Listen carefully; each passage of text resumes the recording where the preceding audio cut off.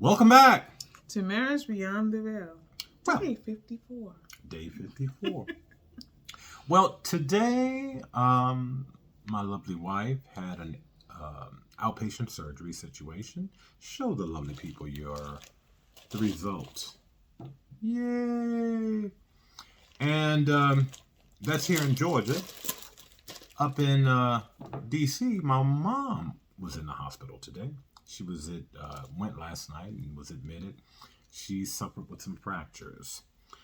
So I guess the thing on my mind is nurture. Mm-hmm. Having to care for someone in the midst of the vicissitudes of life. Nurture. Nurture is about educating, but it's also about caring for, further developing.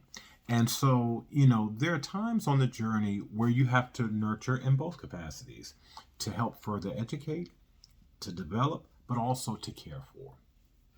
Yeah, definitely. Our day started early. Yeah, we had to be at the hospital by 6:15 a.m. Mm-hmm. And he'll say that I'm a really good patient. And because she is. I don't complain. I don't whine.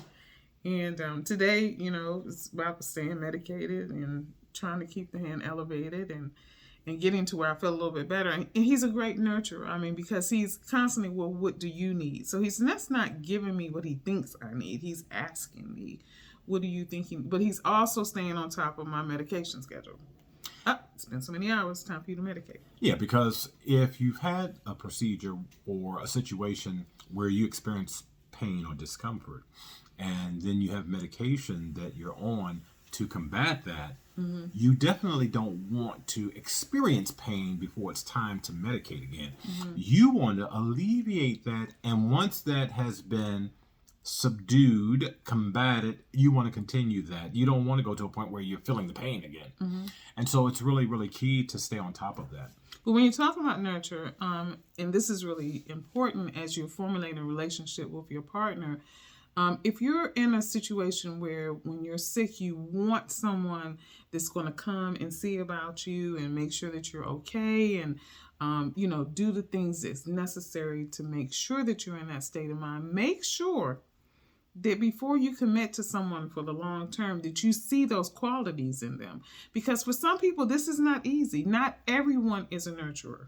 Well, and that doesn't mean if you're in a relationship with someone, a love relationship, mm-hmm. and they're not organically or naturally a nurturer, then you understand that about yourself. If you know that you're not a nurturer, then you need to make certain that you have resources in place so that when nurturing needs to occur, it can. You can phone a friend. Absolutely. I mean, but just keep in mind, though, I want you to be clear what I'm saying. Mm-hmm. If that's something that you're going to want from your partner, right, and they do not have the capacity to do that, just because you get sick does not mean that they will.